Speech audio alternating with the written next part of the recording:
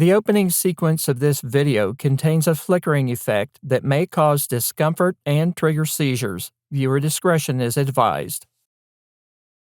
Wars, natural disasters, and catastrophes usually attract the attention of Bible believers looking for signs of Christ's return and the end of the world. Christ's disciples, who later became his apostles, had questions about this as well. Speculation, interpretation, and confusion have clouded the simplicity of what the Scriptures teach. As we begin our study of the subject, it's vital that we make some critical distinctions. In this lesson, we'll start by defining the last days and end times.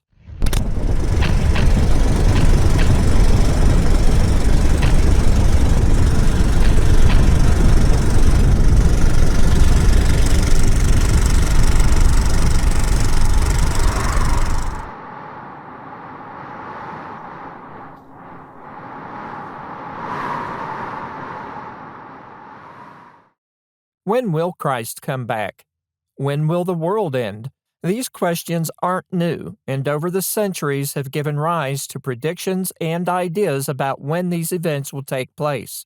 In our time, there are those who talk about the end times and do so by pointing to things that are indicators of the last days. In some interpretations, the term end times appear to point to a general state of the world that will develop, while the last days refers to events believed to mark the imminent return of Christ. In some people's minds, these are synonymous with each other.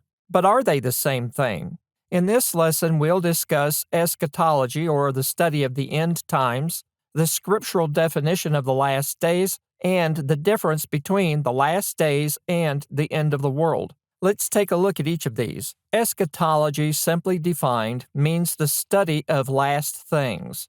In reference to the world, humanity, and Christ, eschatology concerns itself with events directly related to the prevailing beliefs about the end of the world and the second coming of Christ. The most common system of eschatological interpretation most people are familiar with is the premillennial view, which presents a series of events that will occur at the time leading up to the second coming. There are several variations of this belief that offer slight changes in the timeline of events, but the core elements are present in each of them. We'll examine this doctrine in depth as the series continues, but for now, we need to understand that the study of end times is directly related to things believed to take place at the end of the world. Those who advocate for these interpretations base their ideas on passages from the Old Testament, notably Daniel and Ezekiel, and statements from the New Testament, primarily from Matthew, 1 Thessalonians, and the book of Revelation, as well as a few others. This belief proposes that world conditions will develop,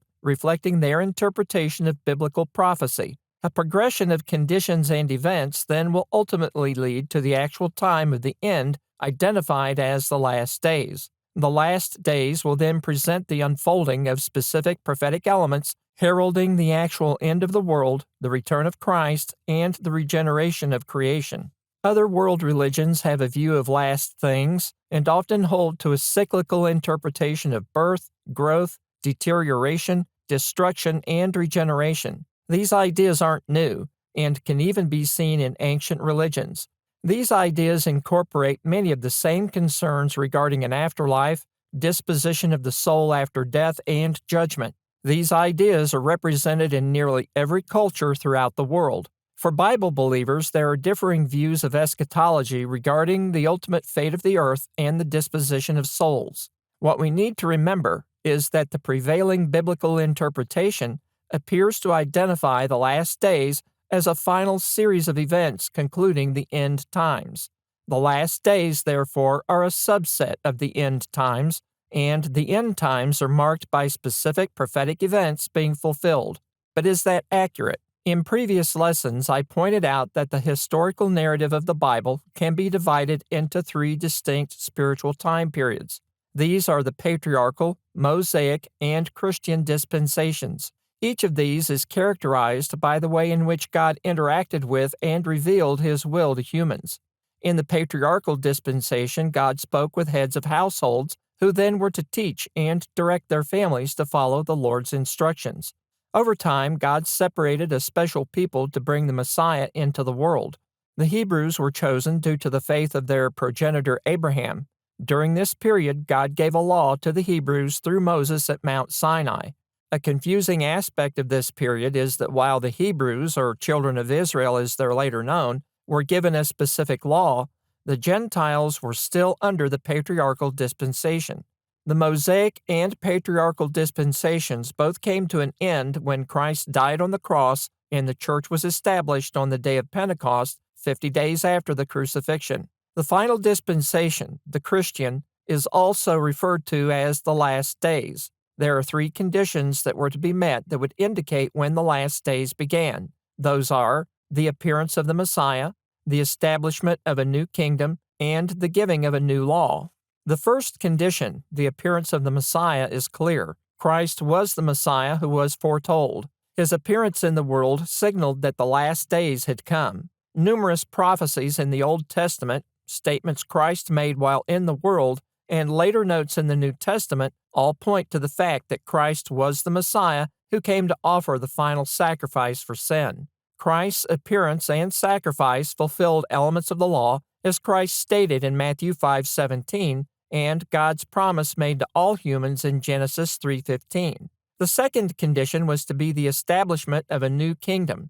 In Acts 2, the church was established in Jerusalem on the day of Pentecost. The church is the kingdom that was foretold, and statements in the New Testament, as well as the Old, reinforce this. The third condition to be met was the issuing of a new law. Jeremiah prophesied of this and also notes that the new law wasn't going to be like the old law in Jeremiah 31 through 32. The New Testament presents the gospel as the new law that fulfilled the prophecy recorded by Jeremiah. The writer of Hebrews quotes Jeremiah and confirms that the gospel message is a law and is that which Jeremiah spoke of in Hebrews 8 through 13. I've covered these conditions in more detail in a previous lesson, and I'll supply a link for it. Aside from this, there are statements in the New Testament identifying the fact that we're living in the last days. We can see that revealed clearly in the New Testament. Isaiah speaks of an event that will happen in the last days that will affect all nations. And it shall come to pass in the last days that the mountain of the Lord's house shall be established in the top of the mountains, and shall be exalted above the hills, and all nations shall flow into it, in Isaiah 2:2. Micah makes an identical statement in his prophecy. But in the last days it shall come to pass that the mountain of the house of the Lord shall be established in the top of the mountains, and it shall be exalted above the hills, and people shall flow into it, in Micah 4:1. Both statements refer to the establishment of the church on the day of Pentecost in Acts chapter 2. Some believe that the kingdom hasn't been established, and we'll discuss that as we continue, but for now we see that the last days begin with the founding of a new kingdom. On the day of Pentecost, as Peter spoke to the crowds, he clarified that the things they were seeing were the fulfillment of the prophecy made by Joel. Peter states, "And it shall come to pass in the last days, saith God, I will pour out of my Spirit upon all flesh, and your sons and your daughters shall prophesy, and your young men shall see visions, and your old men shall dream dreams," in Acts 2:17. The writing Peter quotes is Joel 2:28. The conditions Joel spoke of were in regard to both the miraculous and general gift of the Holy Spirit poured out on all peoples beginning on Pentecost. The point here is that this shows that the last days formally began on the day of Pentecost. The writer of Hebrews discusses the nature of the law of Moses and the superiority of the law of Christ. The writer states, "God, who at sundry times and in divers manners spake in time past unto the fathers by the prophets, hath in these last days spoken unto us by his Son, whom he hath appointed heir of all things, by whom also he made the worlds," in Hebrews 1 through 2. The book was probably written in the mid to late 1st century, and as we can see, the writer indicates that the last days were in effect referring to them as these last days. The last days in which we now live were characterized by the writers of the New Testament. Peter describes the attitudes of unbelievers in his second epistle. Knowing this first, that there shall come in the last days scoffers, walking after their own lusts, and saying, Where is the promise of his coming? For since the fathers fell asleep, all things continue as they were from the beginning of the creation, in 2 Peter 3:3-4. Anyone who professes faith in God, Christ, and the Bible understands that these attitudes were not only in existence in the first century, but have multiplied and been refined in modern times. Evolutionists and others discount the idea of God, the Bible, and anything related to it simply because they don't understand the power of God. We need to note that these developments are not reserved for some shadowy time in the future, but are with us now, confirming that we're living in the last days and have been for some time. Paul addresses trends in the church and the world in general as he wrote to the young preacher Timothy. Paul states, "This know also, that in the last days perilous times shall come. For men shall be lovers of their own selves, covetous, boasters, proud, blasphemers, disobedient to parents, unthankful, unholy, without natural affection, truce breakers, false accusers, incontinent, fierce, despisers of those that are good, traitors, heady, high-minded, lovers of pleasures more than lovers of God, having a form of godliness, but denying the power thereof. From such turn away," in 2 Timothy 3:1-5. As the first century reached its end, the development of apostasy in the church was already appearing. Paul, who was executed around 68 AD, warned of this in his writings to both Timothy and the Thessalonians. To Timothy, so he knew to preach and stand against error, and to the Thessalonians, who were being assailed by false teachers. This process was already starting, as Paul noted in 2 Thessalonians 2:7. I emphasize again that the last days in these references began in the first century and continue today. Historically, we can see how the warnings of Paul and writings of the New Testament confirm that the conditions described in these passages were not only underway in the first century, but are thriving in the world today. Paul deals with a number of problems and questions that the Christians in Corinth have, and as he answers them, he provides confirmation that we're living in the last days. Paul reviews judgments against the children of Israel by God as he encourages them to be faithful.